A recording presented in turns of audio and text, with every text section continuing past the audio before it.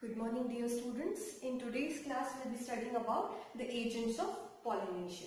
So, agents are basically required during the cross-pollination. As you have already studied in the previous class or in the previous topic that in cross-pollination, as the flowers are having lot of distance between them, in order to undergo pollination, they are basically dependent on the agents of pollination.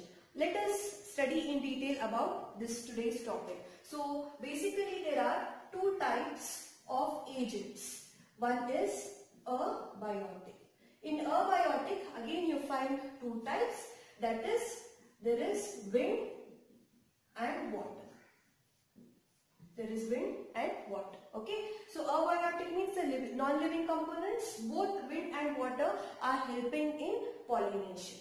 Next, the second one is biotic agent, where basically all type of animals, insects, birds, reptiles, rodents are helping in pollination. As animals are the living components, the living organisms, we call it as the biotic components. Okay. Now, here we have the two types. Under that, the first one we'll be studying about is the abiotic agents. Under abiotic agents, the very first pollination what you will be studying is the wind pollination. This wind pollination is also known as anemophily. It is also known as anemophily. Okay. Now, wind pollination, the name itself tells us clearly the definition, that is the pollination is taking place through the agency or the agent known as wind, hence we call this as the wind pollination, or you can also call it as the anemophily. Okay. So here let us look where all, in which all plants this wind pollination takes place. It takes place in the corn cob. Corn cob is known as maize. It takes place in wheat. It takes place in jawar. Mostly it is taking place in the poaceae members or in the grass members. Now, when you compare both wind and water, so wind is the most common abiotic agent. So, which is the most common abiotic agent? It is the wind. Okay, because most of the plants are present on the land, terrestrial, and hence the wind is the agency of pollination. Now, let us try to understand the adaptations. This is very important. Adaptations in anemophilous flowers.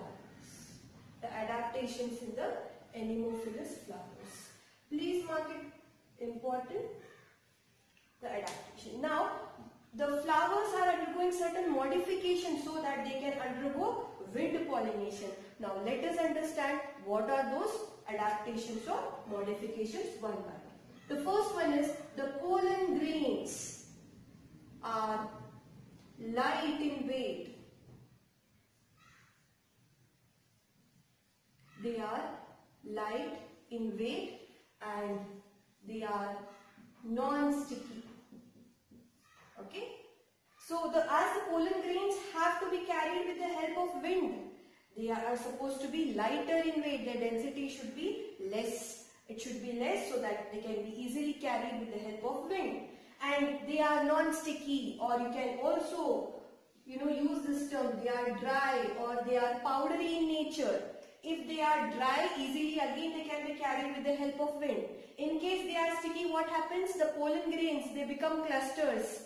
Okay, they attach to the different other pollen grains and it becomes very difficult by the wind to carry because its density or weight increases. So the first adaptation is the pollen grains are light in weight and they are non-sticky or dry in nature. The second one is the flowers have exposed stamens.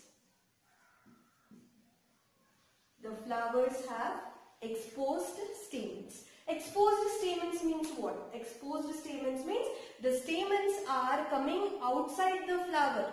Okay, they are exposed outside the flower. So whenever the anthers are releasing the pollen grain, when they are dehiscing, they release the pollen grain and those pollen grains are carried out with the help of what? Wind. Okay, so that is another modification. And here these flowers, anemophilous flowers, have versatile anther. They have versatile anthers. Very important. Now what are these versatile anthers? So remember that the anther lobes are elongated. They are long. Okay. The anther lobes are very long and the filament is attached in the center. Okay. And once the wind blows, what happens? These anthers, which are having the long lobes, they swing or they dangle because of that wind. And when they are dehiscing, when they dehisce and release the pollen grains, easily it is carried out with the help of the wind. Okay, so that is about the versatile anthers. It means that the anther lobes are elongated and the filament is attached in the center. Next, after this, the number of pollen grains produced is more. More number of pollen grains are produced by such flowers. Numerous pollen grains are produced. Both in water and wind pollinated flower, this is a very important adaptation. Why? Mainly because see what happens is as the pollen grains are carried with the help of wind in anemophilous flowers, so there are chances that there is loss of more pollen grains. That is, the pollen grain may not reach the exact female flower because the wind direction may change, the speed of the wind may change. So as a result, the number of pollen grains will be produced will be more here in order to compensate the loss of pollen grain which are moving to some another flower. So this is another important adaptation. The next is the flowers are present, they are small. Flowers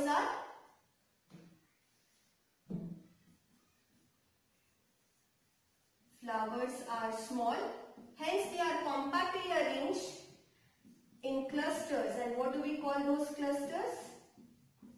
We call those clusters as inflorescence. Okay, flowers as they are smaller in size, they are basically present on the common stalk, and that common stalk we call as peduncle, and that cluster of flowers present in group or when they are present in the same peduncle, we call it as the inflorescence. Here with the help of this maize plant you can see the male inflorescence is known as the tassel. It is known as the tassel, and here it is clearly mentioned that it is present, inflorescence is present. That is, the small flowers are aggregated and they are present in the inflorescence. Similarly, we have the female inflorescence. Okay, and that is about the adaptation. The next adaptation is the flowers are, they are not colorful. Okay, they are not colorful. They are not having any bright color. Why they are not having any bright color? Because it is getting pollinated with the help of an abiotic agent, wind. So they need not be colorful. So they are not colorful, and no scent or fragrance, that sweet smell of the flower is not present. Again, because they are pollinated with the help of wind. And no nectar. There is no nectar. What is nectar? The sweet sugary fluid which is secreted by some plants. So there, here in this wind pollinated flowers, you don't find, the flowers are not colorful. They are not bright colored. They do not have that sweet fragrance, that is scent. They do not produce the nectar. Okay. And one more important thing is each ovary contains one ovule. So one ovary is having only one ovule. Did you understand? Okay. So these are the adaptations in anemophilous flowers. With the help of this particular diagram, that is in corn cob maize plant, you have already studied its structure. What is that? You have studied in monocotyledonous plant first year. Okay. So as it is a monocotyledonous plant, you are finding what type of root system? Fibrous root system. Above the ground, aerial part, you find that there is stem and you find the sheathing leaf base. Okay, with the panel venation. At the terminal part you find the male inflorescence present, and at the axillary part you find the female inflorescence present. Okay. So here what happens is the flowers are also exposed, so that whenever the wind blows, the male flowers are releasing the pollen grains and easily it is landing on the stigmatic part. Now whatever we have discussed the adaptations here, it is with respect to the male flowers. Okay, basically we have concentrated on the pollen grains, anthers, okay, flowers. Now coming to the female flower, what kind of adaptation do you find in the female flower? Now you can find here in the maize plant, in the maize fruit you might have seen silky thread-like structures. They are the feathery stigma. So it is nothing but the feathery stigma. So here I'll just write the adaptation that it is having the female flower. The female flower has feathery stigma.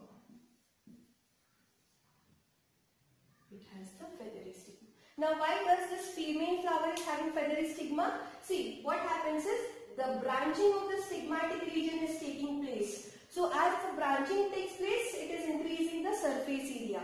When it is increasing the surface area, whatever pollen grains are being released from these male flowers, they can get easily trapped on the stigmatic region. Okay, it gets easily trapped on the stigmatic region and hence it achieves in the pollination. So this is about the adaptations in anemophilous flowers. Moving on to the second type of abiotic agent, that is water pollination.